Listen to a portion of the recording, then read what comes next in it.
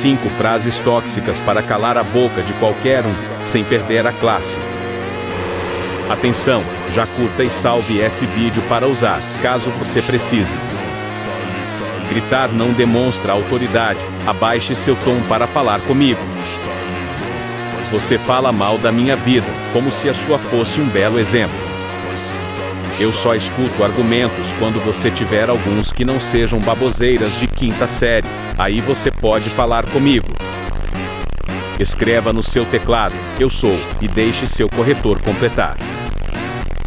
Você já acabou, ou vai ficar aí se humilhando de graça?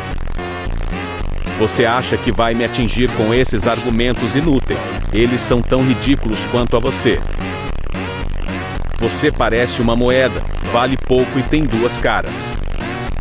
Me siga se quiser evoluir todos os dias.